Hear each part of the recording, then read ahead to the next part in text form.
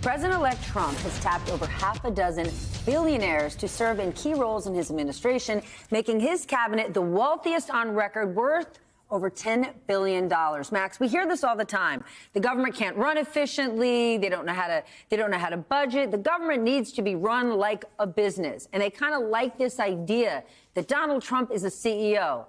But the government isn't a business. It should never be a business. When you look at the original companies in the Dow, none of them exist anymore, right? They have totally different mandates. The government's job is hopefully to ensure that we're physically safe, financially secure, and socially free.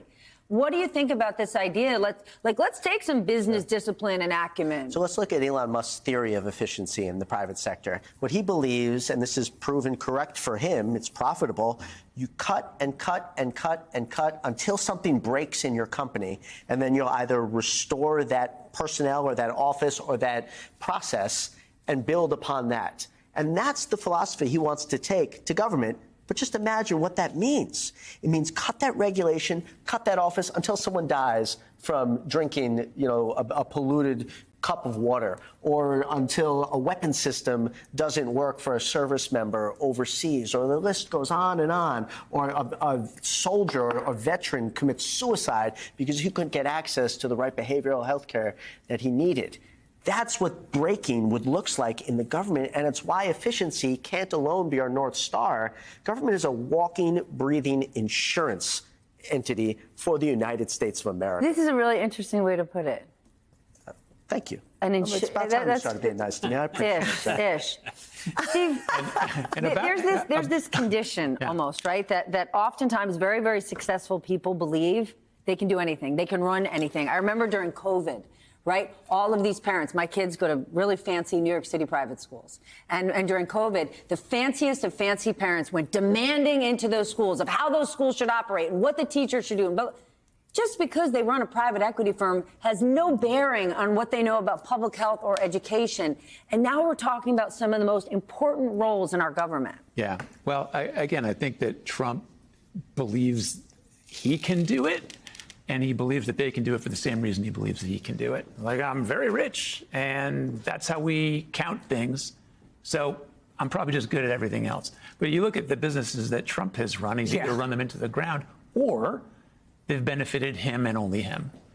That's not what the government's supposed to do. It's supposed to benefit other people, which is something that I think he's maybe never done in his life. But here's what's interesting, right? I remember when Mike Bloomberg was the mayor of New York, he did have different people that came from different industries or different expertise, but they weren't conflicted. They formerly had those roles in those businesses.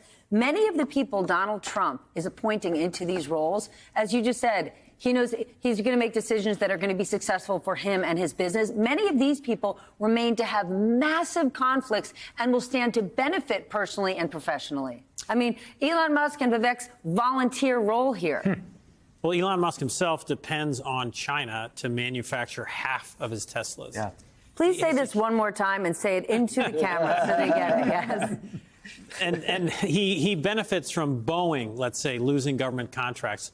And maybe, Boeing folds and he buys up what's left of Boeing. Like, he has enormous conflicts of interest here. And just more broadly, yes, there's a problem with the deficit and spending. Everything that's been talked about, it's back to this whole messaging selling thing. If you lay off all the government workers that, Elon and Vivek have mentioned so far, that's like 1% of federal spending. Medicaid, Medicare, defense spending, Social Security, the really hard stuff. That's what's going to make a difference. And none of that is being talked about. Okay, and can you stay on that? Because Vivek and Elon don't have a mandate. Okay, the DOJ sort of sits over here and can make recommendations. And those lawmakers that are going to have to sign off on that, they ain't touching Medicare, Medicaid, or Social Security, not if they want to get reelected. So, yes, they're going to come in day one and say, you federal employees, you better get your asses back to work. And maybe that'll happen. And maybe people will be happy about that. But it's a tiny amount of money when you're talking about the $2 trillion they're looking to cut. And what's more scary to me is this talk of that the government, the spending can be actually controlled by the president. That there's a theory that's been in the start of the, sort of the Fellows Society 2025 project, that the president can start deciding where to spend money, not your power as a member of Congress. it's back to this fear I have of this just incredibly powerful presidency.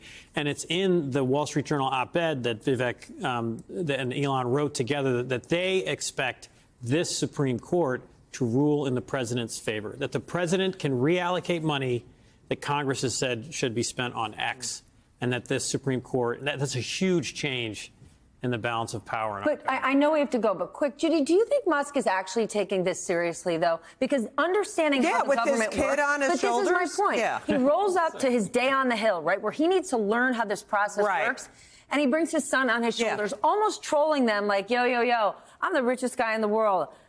Me and my 3-year-old, we can figure this out in the next 4 hours. That wasn't an accident. Absolutely does not take it seriously. And you know what? I cannot wait for those two to get in a fight. They are good. That relationship, Trump and Musk, that is not going to last.